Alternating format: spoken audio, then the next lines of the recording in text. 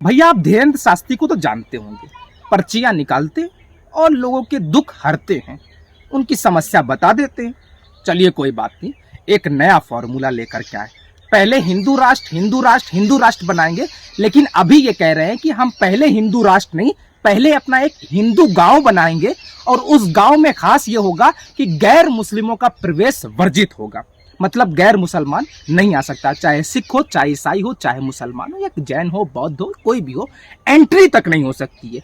लेकिन सवाल सबसे पहले ये, आप जवाब दीजिए, आप कमेंट में जवाब दीजिएगा। सवाल ये है कि अगर यही बात किसी मौलाना ने कह दिया होता कि हम एक मुस्लिम गांव बनाएंगे, वहां पर हिंदुओं की, सिखों की, ईसाई की, जो है और भी गैर मुस्लिमों की एंट्री बैंड रहेगी, तो बताइए अब तक क्या हो गया होता। तो चलिए कोई बात नहीं, मीडिया की खबर आपको बताते हैं। मीडिया ये कह रही है कि लगता है धीरेन्द्र शास्त्री प्रॉपर्टी डीलिंग का काम शुरुआत करने लगे हैं।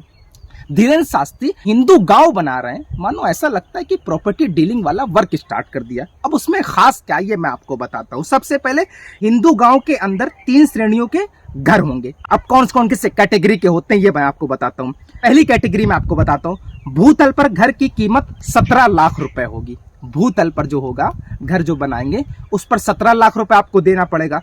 चलिए दूसरा बताता हूँ, फर्स्ट फ्लोर पर हो गए 16 लाख रुपए रेट होगा। चलिए कोई बात नहीं।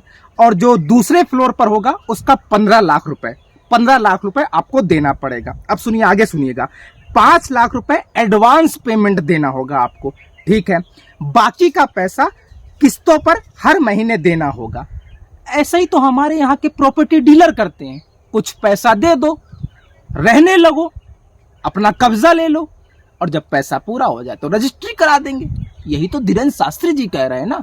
अरे धीरेन्द्र शास्त्री जी, ये कैसा आप हिंदू गांव बनाने के लिए तैयार हैं? मतलब हिंदुओं से पैसा भी ले रहे हैं आप।